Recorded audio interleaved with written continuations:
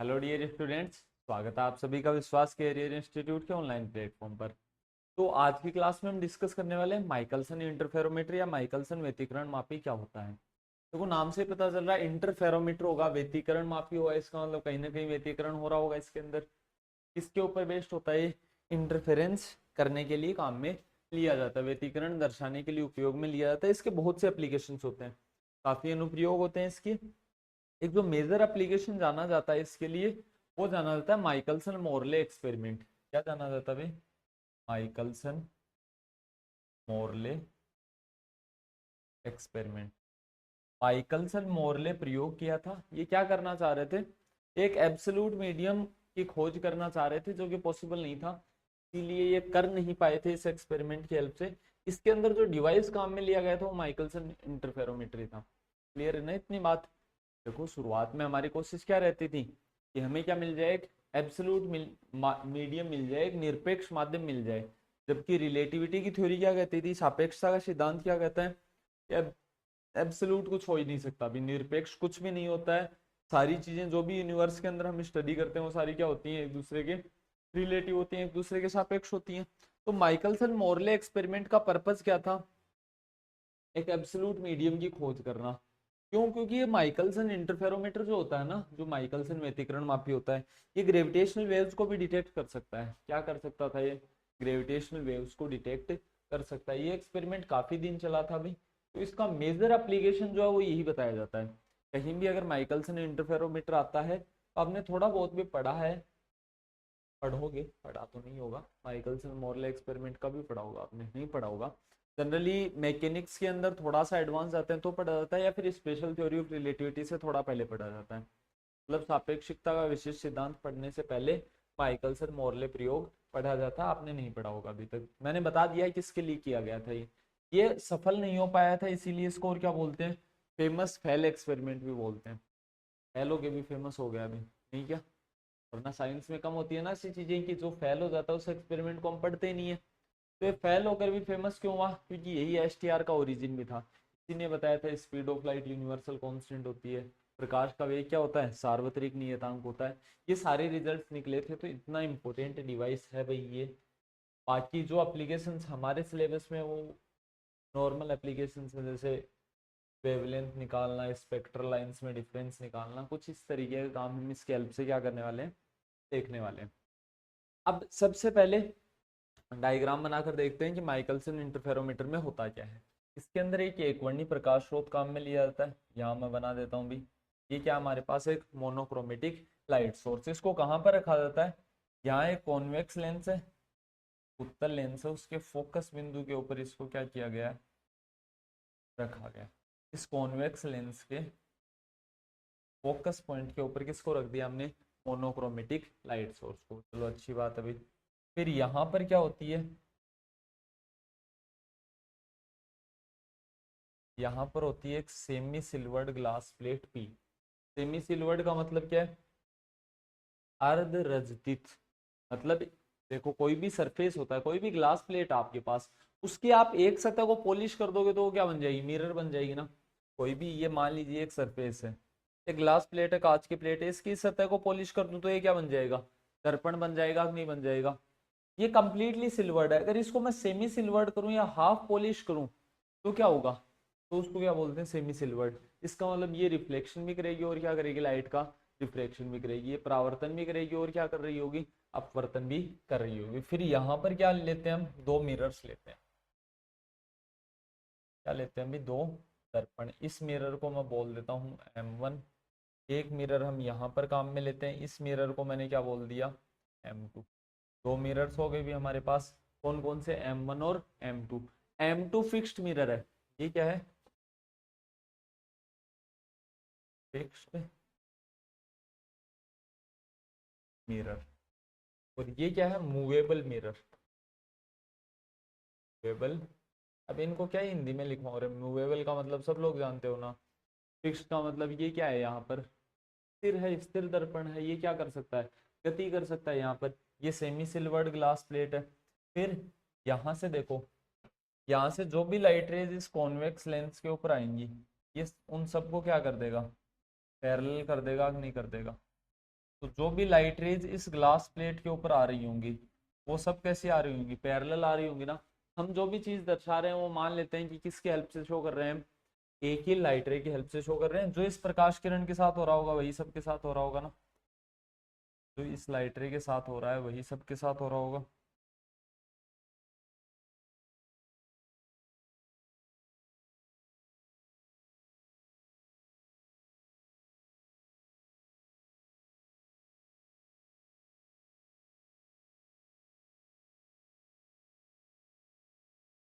पहली बात तो ये जो ग्लास प्लेट होती है पी, ये कितने डिग्री के एंगल पर इंक्लाइंड होती है, 45 डिग्री के एंगल।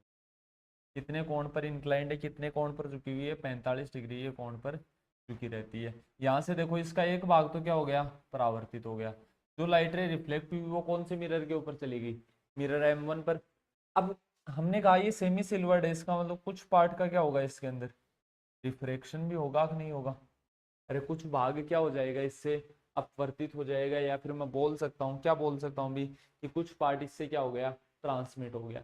लेकिन हमारे सामने एक दिक्कत आई, इस पॉइंट को मैं क्या बोल देता हूँ, ओ पॉइंट बोल देता हूँ। बिंदु को हमने क्या बोल दिया, ओ बोल दिया।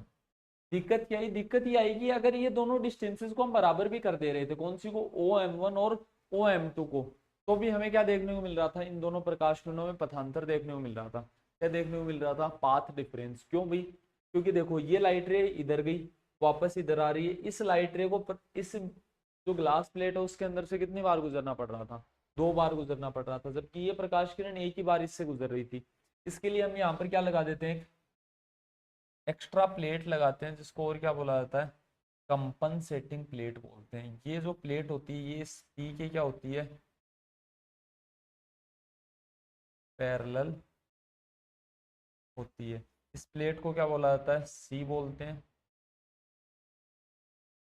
देखो यहाँ से लाइट रेज इधर जा रही हैं, ये रिफ्लेक्ट होकर वापस आएंगी, यहाँ पर क्या हो रही होंगी, मीट कर रही होंगी ना, वापस किस पॉइंट के ऊपर मिल जाएंगे भाई, ये ओ पॉइंट के ऊपर प्रकाश किरणें मिल जाएंगी। यहाँ पर नीचे हम क्या लगा देते हैं, एक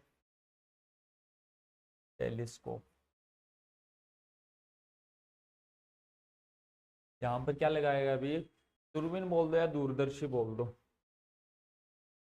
यहाँ पर हम क्या लगा देते हैं, एक दूरदर्शी लगा देते हैं। एक चेंज देखा होगा आपने, जो न्यूटन रिंग हुआ करती थी, न्यूटन वलय होते थे, उसके अंदर हम क्या काम में लेते थे, माइक्रोस्कोप, सूक्ष्मदर्शी, मतलब वो फ्रिंजेस पास बनती होंगी। यहाँ पर क्या काम में ले रहे हैं, टेलीस्कोप, दूरदर्शी। इसका मतलब ये फ्रिंजेस कहाँ बनती होंगी, दूर बनती होंगी। यहाँ ये दोनों क्या कर जाती हैं, मीट कर जाती हैं। तो यहाँ में इन दोनों के बीच में क्या देखने को मिलता है, इंटरफेरेंस पैटर्न देखा जा सकता है, नहीं देखा जा सकता। व्यतिकरण प्रतिरूप देखने के लिए हमें क्या चाहिए, 2 या 2 से अधिक कला संबद्ध प्रकाश तरंगे, 2 और more than 2 coherent light waves की रिक्वायरमेंट होती है। तो 2 या 2 से ज्यादा मिल गई भी हमें, 2 मिल गई ना।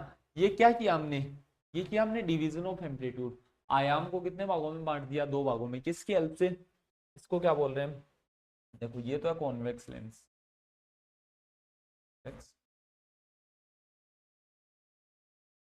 सारी चीजें लिख देते हैं अभी।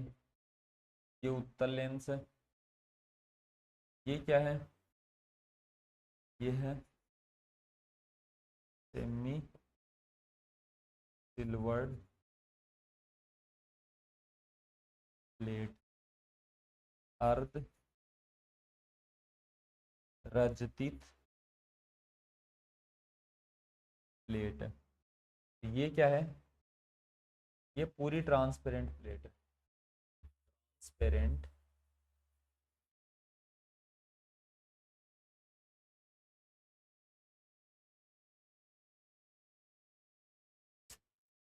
क्या नाम लिखोगे इसका, ट्रांसपेरेंट लिखोगे या इसी को कंपनसेटिंग प्लेट भी बोलते हैं, चलो कंपनसेटिंग लिख लो।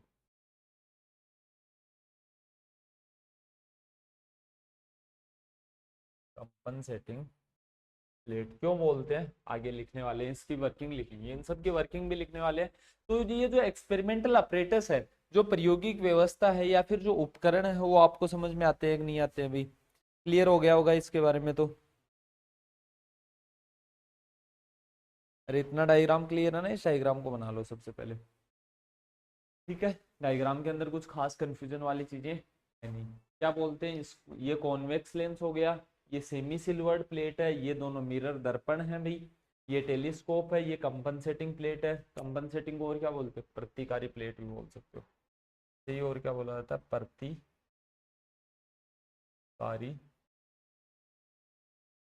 से रिप्रेजेंट किया जाता है।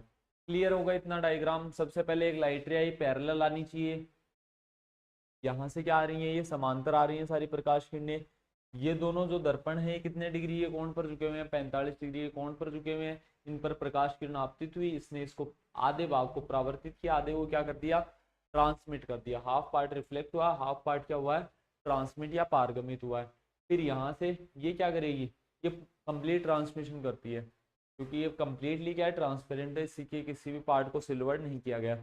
अच्छा एक बात और है, 100% ट्रांसपेरेंट या फिर 100% ट्रांसमिशन कोई नहीं कर सकता है, पूर्ण 100% पारगमन किसी के द्वारा नहीं किया जा सकता। तो हम कोशिश करते हैं कि लगभग क्या कर दे, ट्रांसमिट कर दे, लगभग भाग क्या कर दे, पारगमित कर दे। एक बात और याद रखना, अगर कंपनसेटिंग प्लेट काम में नहीं लोगे तो भी इंटरफेरेंस पैटर्न बन जाएगा, लेकिन वो यूनिफॉर्म नहीं होगा। हम क्या करना चाह रहे थे, हम करना चाह रहे थे कि अगर ये दूरी और ये दूरी बराबर है तो इनके बीच में यहाँ ओ पर पहुंचने पर पाथ डिफरेंस कितना हो जाना चाहिए, 0।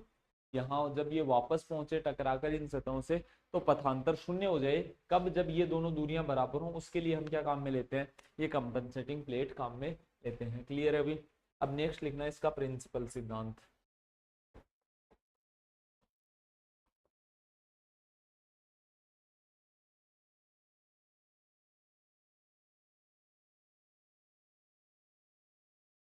सिद्धांत किस प्रिंसिपल के ऊपर काम करता है, माइकलसन इंटरफेरोमीटर। क्या कहेंगे,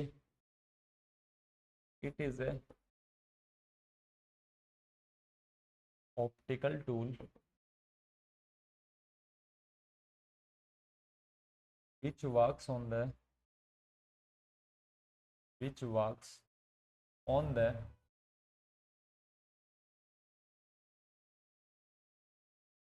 principle which works on the principle of interference by division of amplitude।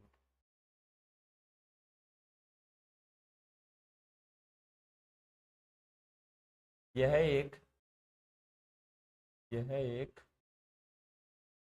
प्रकाशिक यंत्र है,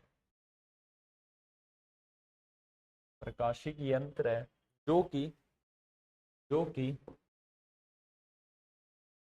आयाम विभाजन द्वारा व्यतिकरण के सिद्धांत पर कार्य करता है, जो कि आयाम विभाजन द्वारा व्यतिकरण के सिद्धांत पर कार्य करता है। देखो इंटरफेरेंस कितने तरीके से हो सकता है, इंटरफेरेंस करने के दो तरीके हैं, व्यतिकरण के कितने तरीके हैं, इंटरफेरेंस व्यतिकरण दो प्रकार से हो सकता है। वो दो प्रकार कौन कौन से हैं, एक तो है बाई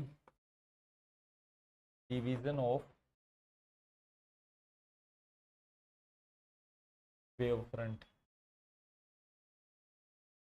इसकी सहायता से एक तो तरंगाग्र विभाजन, और एक क्या होता है, बाई डिवीजन ऑफ एम्पलीट्यूड। यही दो चीजें तो पढ़ते हुए आए हम इस यूनिट के अंदर। एक तो क्या, तरंगाग्र का विभाजन करना, एक किसका विभाजन करना, आयाम का विभाजन करना। आयाम विभाजन करना मतलब एक ही प्रकाश किरण से जहां दो बना रहे हैं ना, वहां हर जगह क्या काम में आ रहा है, आयाम विभाजन ही काम में आ रहा है। और जहां दो लाइट सोर्स बनाए जाते हैं, जहां दो प्रकाश स्रोत बनाए जाते हैं अलग से, किसकी हेल्प से, वेव फ्रंट की सहायता से, वहां वो कैसा है, by division of wave front है।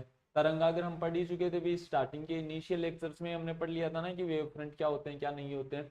तो अगर तरंगाग्र को विभाजित करके दो नए प्रकाश स्रोत बनाए जा रहे हैं, अगर दो लाइट सोर्स बनाए जा रहे हैं, तो वो कौन सा इंटरफेरेंस है, by division of wave front. अगर एक ही लाइट रे को दो पार्ट्स में तोड़ा जा रहा है, एक ही प्रकाश किरण को दो भागों में तोड़ा जा रहा है, तो वो क्या है, बाय डिवीजन ऑफ एम्पलीट्यूड, आयाम विभाजन द्वारा। जैसे इसके एग्जांपल कौन कौन हो गए, इसके एग्जांपल हो गए Young's double slit experiment, Young का द्विस्लिट प्रयोग, इसके अलावा और कौन सा एग्जांपल है इसका? फ्रेनल बाइप्रिज्म,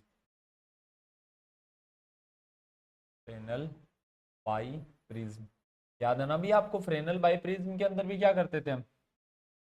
ये तो काम क्या करते थे ना हम, यहाँ क्या होता था हमारे पास? फ्रेनल बाइप्रिज्म होता था। क्या करते थे? इस तरीके से बना देते हैं चलो। तो यहाँ एक लाइट सोर्स होता था, उससे यहाँ दो वर्चुअल, दो आभासी प्रकाश स्रोत बनते थे कि नहीं बनते थे? S1 और S2। यहाँ पर क्या मिलता था इनका? ओवरलैपिंग रीजन मिलता था। इसके अंदर हमें क्या देखने को मिलता था? व्यतिकरण प्रतिरूप देखने को मिलता था, इंटरफेरेंस पैटर्न दिखाई देता था। ये तो था। तो यहाँ पर क्या किया जाएगा? हमेशा वेव फ्रंट को तोड़ा जाएगा, तरंगागर को तोड़कर क्या बनाए जाएंगे? नए प्रकाश स्रोत, न्यू लाइट सोर्स बनाए जाएंगे। डिवीजन ऑफ एम्पलीट्यूड, आयाम विभाजन के अंदर क्या होता है? इसके अंदर वैसा नहीं होता है। इसके अंदर क्या करते हैं? एक प्रकाश किरण को एक से ज्यादा भागों में तोड़ देते हैं, जैसे कि थिन फिल्म्स,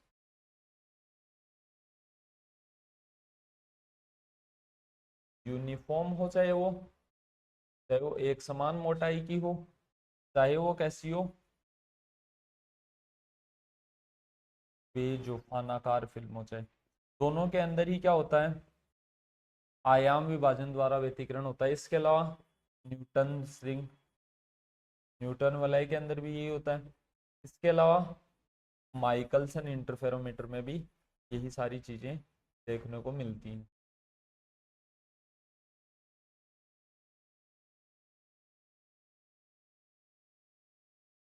क्लियर है ना भी इतनी बात? तो इस तरीके से हम क्या करवाते हैं?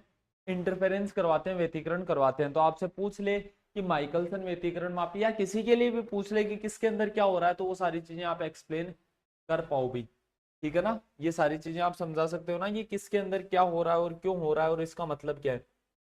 ये चीज देखो लिखी हुई यूनिट के अंदर स्टार्टिंग्स में होती है, लेकिन मैं अभी इसलिए बता रहा हूँ क्योंकि स्टार्टिंग के अंदर हम जानते नहीं है कि क्या आयाम विभाजन कैसे करेंगे कैसे नहीं करेंगे। सोचो मैं पहले ही दिन आपको बता रहा होता तो आपको समझ में आता कि कैसे तरंगागर विभाजन हो रहा है और कैसे आयाम विभाजन हो रहा है। तो अब आपको ये सारी चीजें क्लियर होंगी। वेव फ्रंट डिवीजन, इसका मतलब दो लाइट सोर्स बनाने की कोशिश करेंगे। एम्पलीट्यूड डिवीजन, आयाम विभाजन, इसका मतलब यहाँ पर क्या होंगी? या तो परावर्तन द्वारा या फिर पारगमन द्वारा व्यतिकरण देखा जाएगा, या तो रिफ्लेक्शन किसके द्वारा देखा जाएगा? रिफ्लेक्शन या फिर ट्रांसमिशन। ये देखते हुए आए हैं हम इन सब के अंदर। क्लियर है इतनी बात? इसको छाप लो भी, इसको नोटबुक के लास्ट में कहीं ना कहीं नोट कर लेना। ठीक है? ये मैं लास्ट स्लाइड भी छोड़ दूंगा अभी। ठीक है? जो पीडीएफ मिलेगी उसके अंदर लास्ट स्लाइड मिल जाएगी आपको।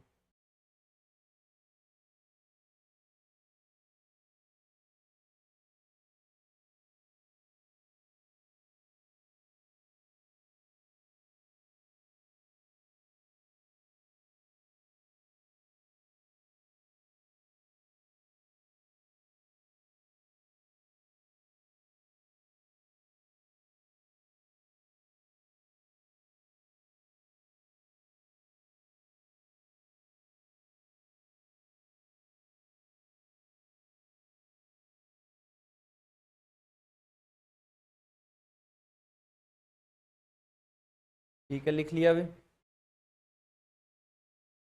इसके बाद वापस आते हैं सिद्धांत के ऊपर। तो पहली बात हमने क्या कही कि ये क्या करता है? इसका सिद्धांत ही क्या है कि आयाम विभाजन द्वारा एम्पलीट्यूड डिवीजन की हेल्प से क्या शो करेगा? इंटरफेरेंस पैटर्न शो करेगा। इसके अंदर होगा क्या? In this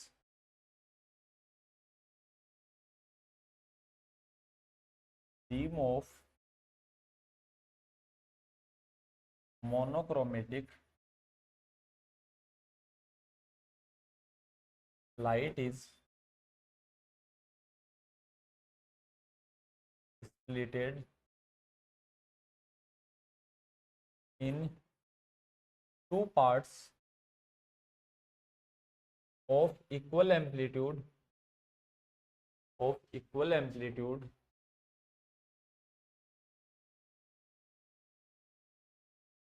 by the help of plate P inclined at 45 degree. These beams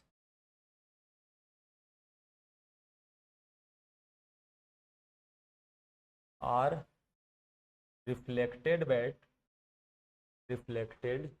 back by mirror R1 and R2, sorry, M1 and M2, mirror M1 and M2 respectively, and interference pattern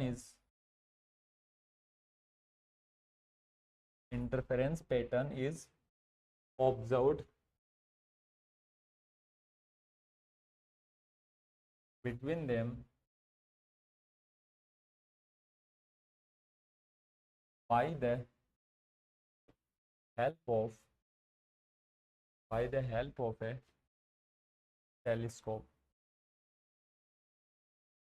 Hindi medium वाला लिखना। इसमें एक वर्णी स्रोत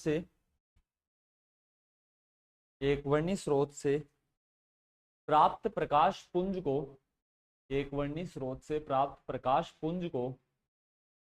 45 degree कोण पर झुकी plate P द्वारा 45 डिग्री कोण पर झुकी प्लेट P द्वारा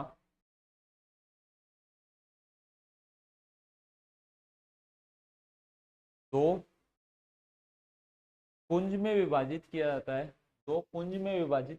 है जिनका आयाम बराबर होता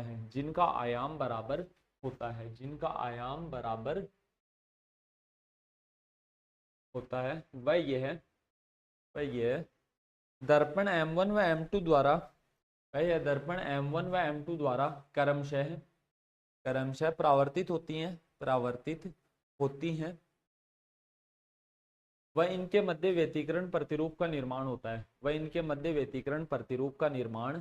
होता है जिसे कि दूरदर्शी द्वारा देखा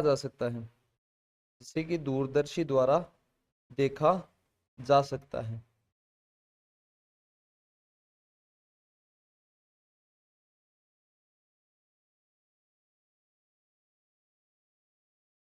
लिख लिया अभी।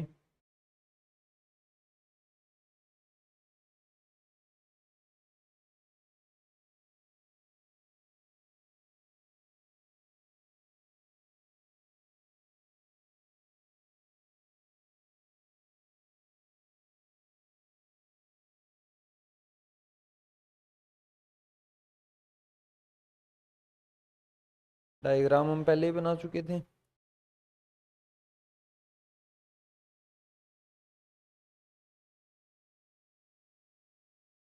अब नेक्स्ट लिखना है इसका अपरेटस। हेडिंग लगा लेना अपरेटस।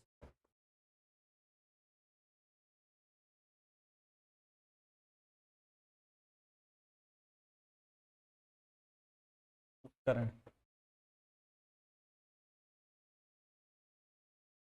कौन से इंस्ट्रूमेंट्स हम इसके लिए काम में लेते हैं। तो उपकरण के तौर पे क्या काम में लिया जाता है वो सारी चीजें लिख सकते हो ना। जनरली ये सारी चीजें आपको खुद को लिखनी आनी चाहिए भी, है ना। इनके अंदर कुछ याद नहीं करना होता है कि अपरेटस के अंदर मैं याद करूंगा, प्रिंसिपल के अंदर, वर्किंग के अंदर, इनके अंदर याद करेंगे। अगर पहला आपको डायग्राम क्लियर है, यहाँ जो हमने ये डायग्राम बनाया है ये अगर आपको समझ में आता है तो आप सारी चीजें खुद से कवर कर सकते हो। इस डायग्राम के अलावा इसके अंदर कुछ खास बचता नहीं है।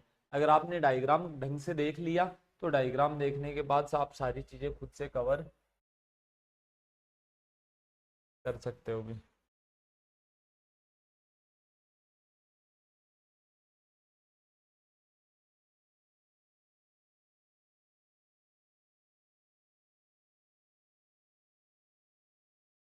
ये दिख रहा होगा। इस डायग्राम से आप सारी चीजें कवर कर सकते हो कि कौन क्या है क्या नहीं है। उपकरण समझाना है, अब आपको ऑपरेटर समझाना तो क्या कहोगे। सबसे पहले एक मोनोक्रोमेटिक लाइट सोर्स एस कहाँ पर रखा गया है, कॉन्वेक्स लेंस एल के फोकस पॉइंट के ऊपर। उसके बाद एक सेमी सिल्वर्ड प्लेट पी काम में ली है। उसके बाद एक ट्रांसपेरेंट प्लेट सी काम में ली है। दो हमारे पास क्या है, मिरर है M1 M2, और एक क्या है, टेलीस्कोप। यही क्या हमारा ऑपरेटर्स है। इतनी ही चीजें की हमें क्या पड़ेगी भी, आवश्यकता पड़ेगी। तो ये सारी चीजें लिख देते हैं। we have a monochromatic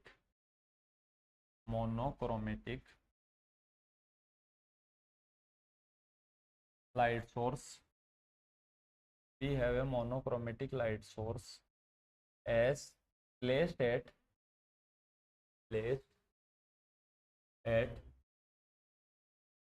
focus point of convex lens L as represented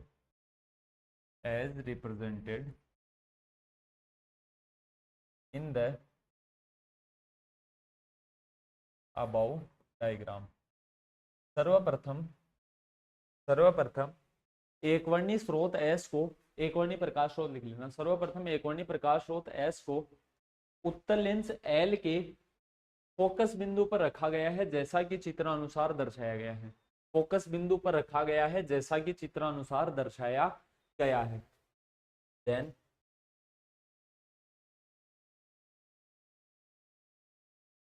A semi silvered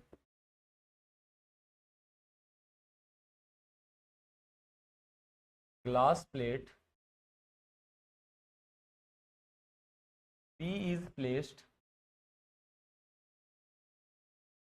in path of light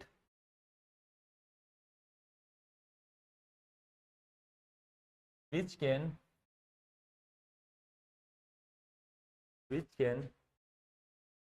reflect as well as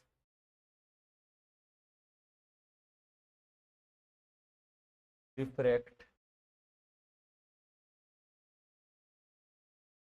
the light beam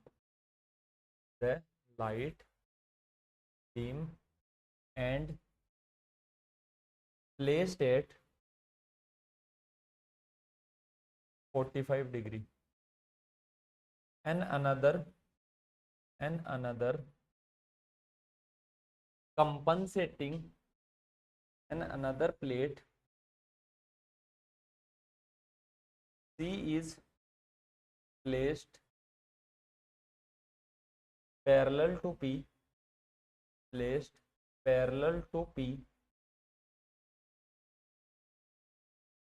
is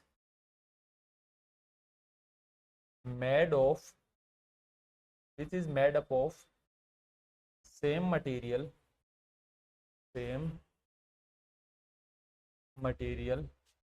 but completely transparent.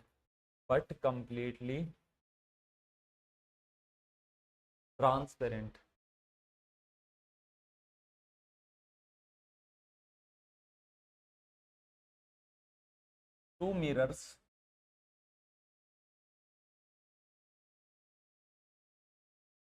M1 and M2,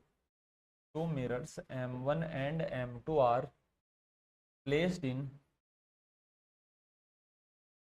path of reflected and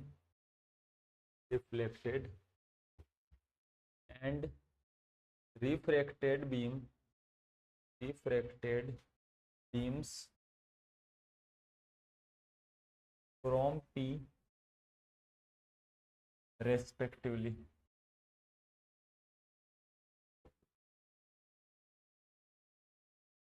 M1 is movable while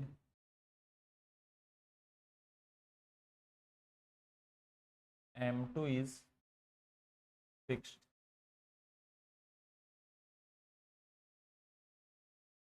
A telescope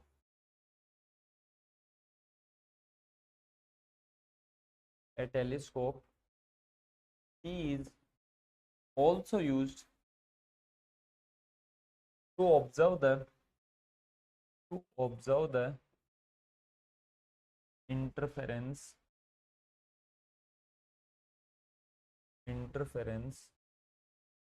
pattern. Clear है अभी इतनी बात? लिख लो अब। अरे सब कुछ हमने बनाकर लिखा है ना, जो डायग्राम के अंदर था वही सारी चीजें हमने क्या कर ली हैं, अभी बना बना के लिख दी है। हिंदी मीडियम वालों ने यहाँ तक लिख दिया तो शायद इसमें लिखना है इसके पश्चात 45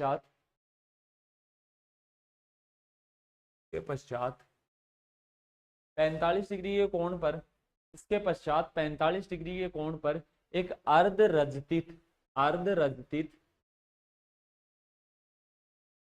प्लेट पी को रखा गया है, अर्धरजतित प्लेट पी को रखा गया है, जो कि जो कि आपतित पुंज का परावर्तन व अपवर्तन दोनों कर सकती है, जो कि आपतित पुंज का परावर्तन व अपवर्तन दोनों कर सकती है।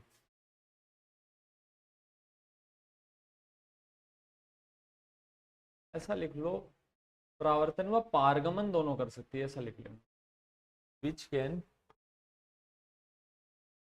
Reflect as well as transmit, लिख लेना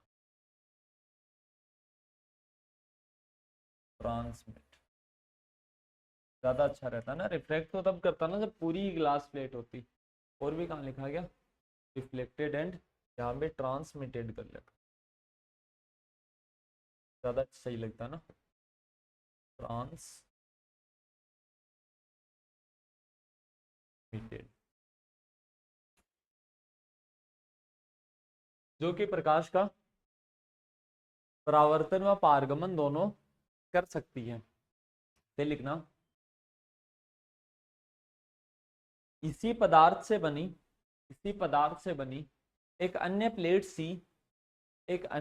सी, जो कि पूर्णतः पारदर्शी है, कोमा लगा के लिखना, उसे पी के समांतर रखा जाता है, फिर लिखना, पूर्ण विराम लगा के लिखना, परावर्तित व पारगमित किरणों के पथ में, परावर्तित व पारगमित पुंजों के पथ में लिख लेना, परावर्तित व पारगमित पुंज के पथ में दो दर्पण M1 व M2 क्रमशः प्रयुक्त किए जाते हैं, M1 व M2 क्रमशः प्रयुक्त किए जाते हैं, जिनमें से M2 की स्थिति निश्चित होती है, M2 की स्थिति निश्चित होती है, M2 की निश्चित होती है, इसका मतलब M1 को गति करवाई जा सकती है। आगे लिख लेना, व्यतिकरण प्रतिरूप को प्रेक्षित करने के लिए एक दूरदर्शी टी उपयोग में लिया जाता है, क्लियर। अभी इतनी बात हमने क्या क्या पढ़ा, जो हमने डायग्राम के अंदर बनाया था उन सारी चीजों को हमने किसके अंदर लिख लिया, अभी अपरेटस के अंदर लिख लिया है। इसके अलावा और कुछ चीज आपको अपरेटस के अंदर लिखने की जरूरत नहीं होती है, कितना भी लेंदी बना सकते हो इन चीजों को लिख कर जरूर आना होता है, पढ़ता कोई नहीं है। लेकिन अगर आप नहीं लिखते हो, अगर आपसे माइकलसन इंटरफेरोमीटर के बारे में पूछा गया है, माइकलसन व्यतिकरण मापी के बारे में पूछा गया है और आप इसके बारे में नहीं लिखते हो, तो फिर वो चीज गलत है। नेक्स्ट लिख लेना मेथड, या फिर वर्किंग मेथड, वर्किंग भी इसी को बोलते हैं, मेथड भी इसी को बोलते हैं, कार्य विधि, कार्य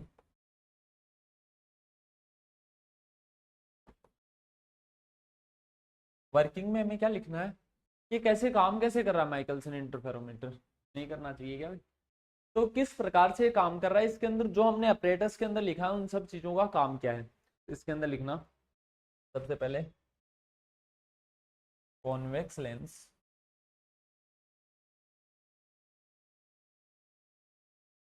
L makes the light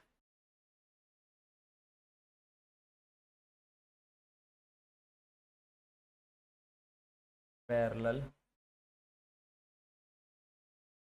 which is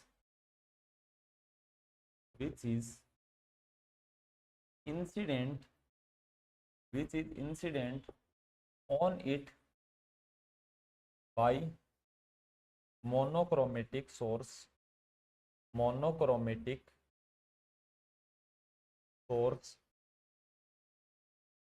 S। उत्तल लेंस L एकवर्णी स्रोत S द्वारा आपतित प्रकाश को एस द्वारा आपतित प्रकाश को समांतर करने का कार्य करता है, समांतर करने का कार्य करता है। देखो अब लेंस का काम भी हमने बता दिया और एक वर्णी स्रोत एस का काम भी हमने बता दिया। एस क्या करेगा, लाइट इंसिडेंट करेगा किसके ऊपर, कॉन्वेक्स लेंस पर। फिर कॉन्वेक्स लेंस क्या करेगा, उसको पैरेलल कर देगा।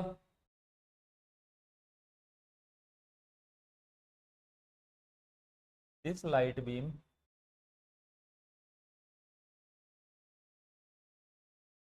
is incident on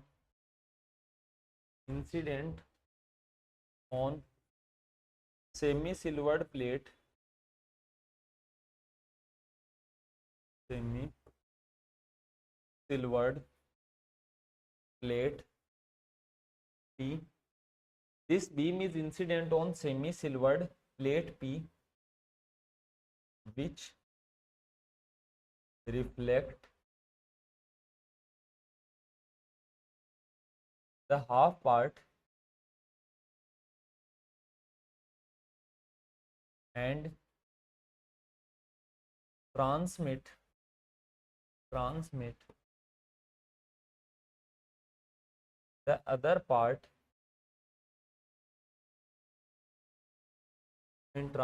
the other part from point O.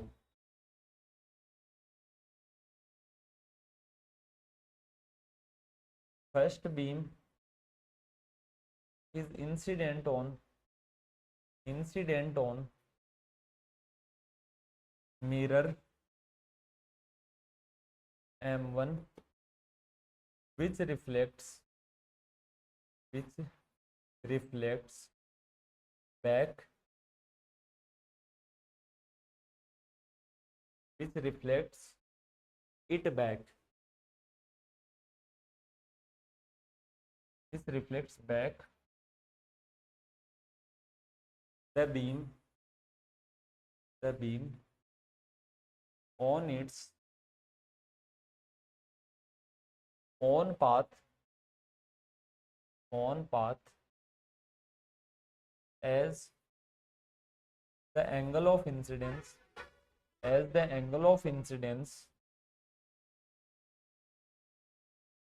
is 0।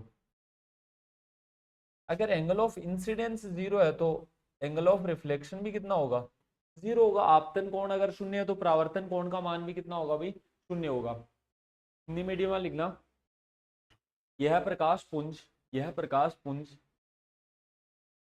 अर्धरचित plate P पर आपतित होता है, जिससे कि इसका आधा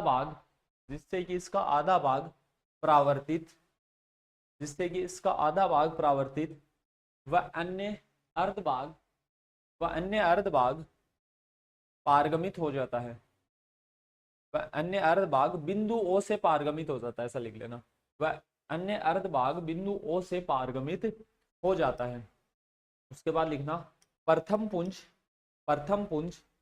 दर्पण M1 पर आपतित होता है, प्रथम पुंज दर्पण M1 पर आपतित होता है, जिसे कि उसी के पथ पर पुनः परावर्तित कर दिया जाता है, क्योंकि इसका आपतन कोण शून्य था, कितना था, शून्य था। कितना था नहीं लिखना, अरे आपको केवल इतना ही लिखना है, क्योंकि इसका आपतन कोण शून्य था। एंगल ऑफ इंसिडेंस 0 था तो एंगल ऑफ रिफ्लेक्शन भी कितना होगा, 0। इसीलिए तो हमने इसको 45 डिग्री पर रखा था ना, इसीलिए हमने इसको कहां पर रखा था, 45 डिग्री के कोण पर, ताकि ये क्या कर सके, 0 डिग्री पर रिफ्लेक्ट, और यहाँ जो ट्रांसमिशन हो वो भी कितने डिग्री पर हो, 0 डिग्री के ऊपर। देखो एंगल ऑफ इंसिडेंस और एंगल ऑफ रिफ्लेक्शन हमेशा किससे मेजर किया जाता है, नॉर्मल से। अब आपको लग रहा होगा ये 90 डिग्री पर इंसिडेंट हो रहा है, अरे 90 डिग्री सरफेस के साथ है, ये नॉर्मल तो ये है इसका, अभिलंब ये है कि नहीं है, तो अभिलंब के साथ ये कितने डिग्री का कोण बना रहा है, अभिलंब के साथ तो इसका कोण 0 डिग्री है ना।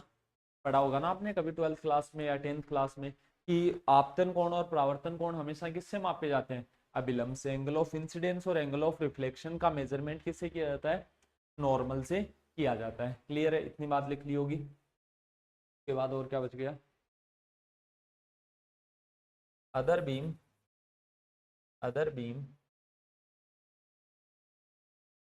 is reflected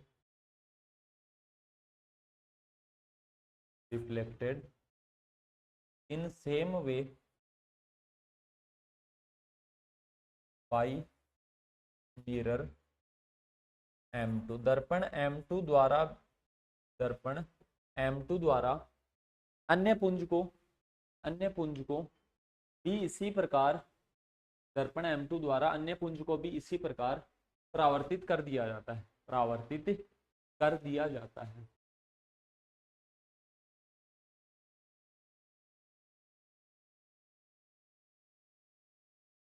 complete transmission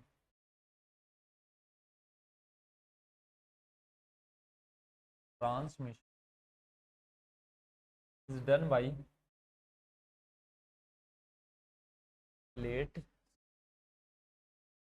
plate C द्वारा पूर्ण पारगमन किया जाता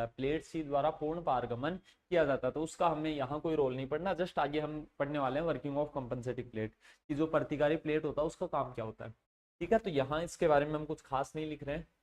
अगर आगे ना लिखना हो तो इसके अंदर लिख सकते हो, लेकिन इसके अंदर इसलिए नहीं लिख रहे क्योंकि आउट ऑफ कंटेस्ट बात हो जाएगी। वो उसको काम में नहीं लेते तो भी व्यतिकरण होता है। इंटरफेरेंस उसको अगर काम में नहीं लेंगे तो भी होगा। इंटरफेरेंस पैटर्न के ऊपर थोड़ा फर्क पड़ेगा, लेकिन ऐसा नहीं है कि इंटरफेरेंस होगा ही नहीं, व्यतिकरण प्रेक्षित ही नहीं होगा। इंटरफेरेंस पैटर्न ऑब्जर्व बिल्कुल होगा, बस फर्क किस बात का पड़ जाएगा, पाथ डिफरेंस का, पथांतर का।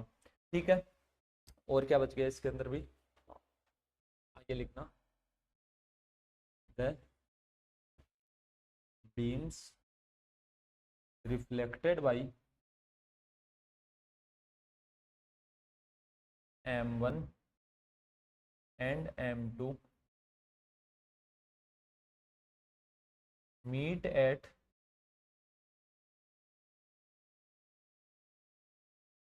point O which are coherent in nature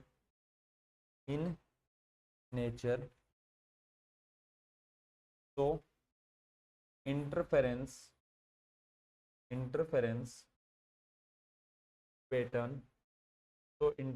pattern is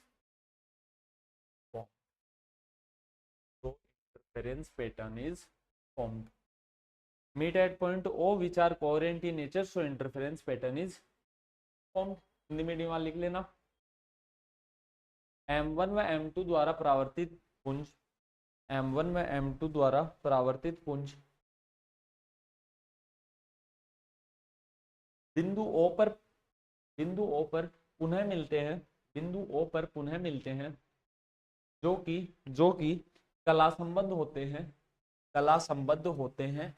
coherent का मतलब कला संबद्ध ही होता है ना, जो कि कला संबद्ध होते हैं। अतः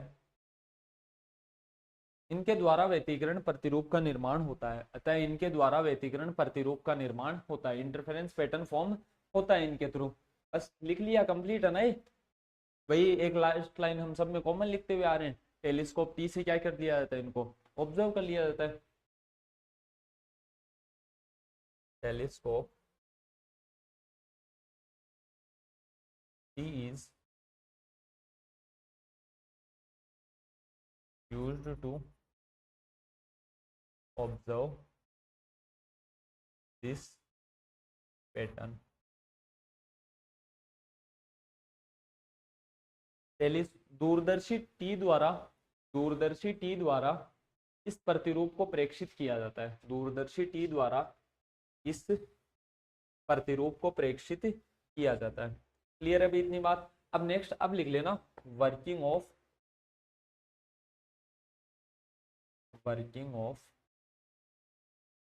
compensating plate. प्रतिकारी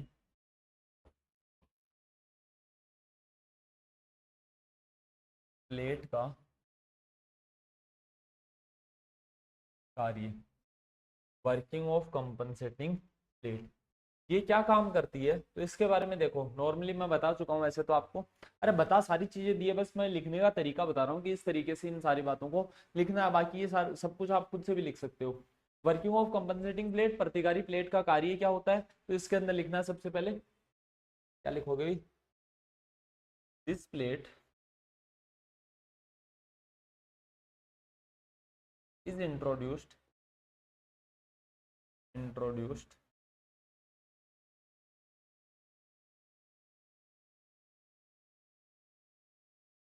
in the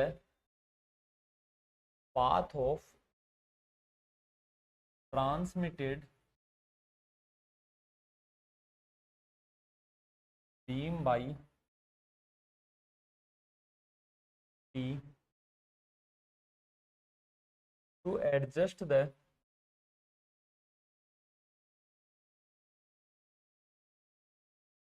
path difference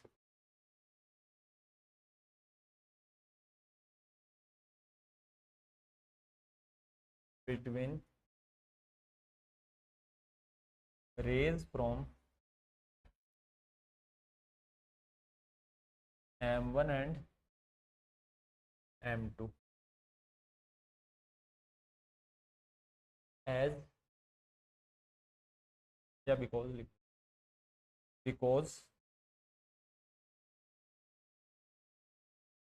the light rays, the light beam from M1 have to pass twice through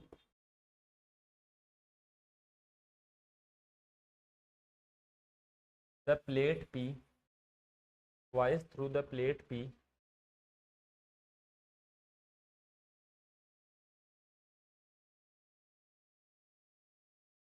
and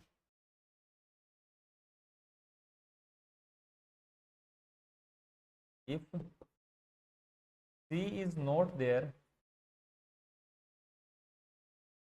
then light beam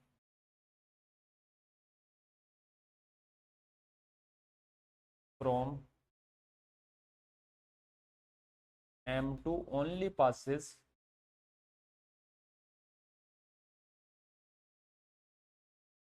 once. Light beam from M2 only passes once. If OM1 is equal to OM2, then also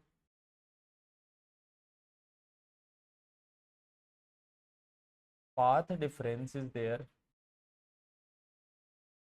Then also path difference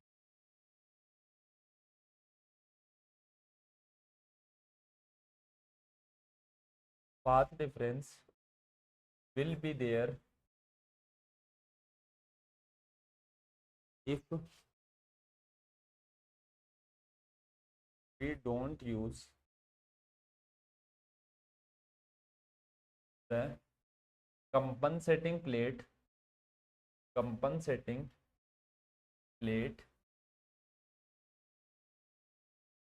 ठीक है ना भाई, अपने हिसाब से देख लो, Hindi medium में लिखना। इस प्लेट को इस प्लेट को P द्वारा इस प्लेट को P द्वारा पारगमित पुंज के पारगमित प्रकाश के, ऐसा लिख लेना, पारगमित प्रकाश के पथ में प्रयुक्त किया जाता है, पथ में प्रयुक्त किया जाता है, ताकि ताकि M1 व M2 ताकि M1 व M2 से प्राप्त किरणों के मध्य के पथांतर को किरणों के मध्य के पथांतर को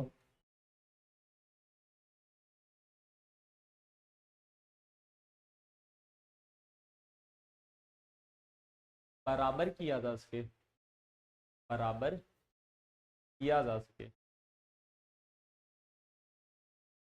ठीक है, this plate is introduced in path of transmitted beam P2 equal the adjust the path difference, equate the path difference ऐसा लिख लेना, इक्वेट द, बराबर करना, बराबर करना है ना हमें तो पाथ डिफरेंस को, to equate the path difference between light rays from M1 and M2। आगे लिखना, क्योंकि क्योंकि M1 से प्राप्त पुंज को, M1 से प्राप्त पुंज को C की अनुपस्थिति में, C की अनुपस्थिति में, ओहो समझ लिखना, C की अनुपस्थिति में नहीं है, क्योंकि कौन बताए भी मुझे मैंने क्या बोला अभी, क्या बोला अभी मैंने, कुछ ऐसा ही बोला क्या कि प्रकाश पुंज M1 को P से 2 बार गुजरना पड़ता है, वह C की अनुपस्थिति में M2 केवल 1 बार गुजरता है, M2 केवल 1 बार गुजरता है। अतः अतः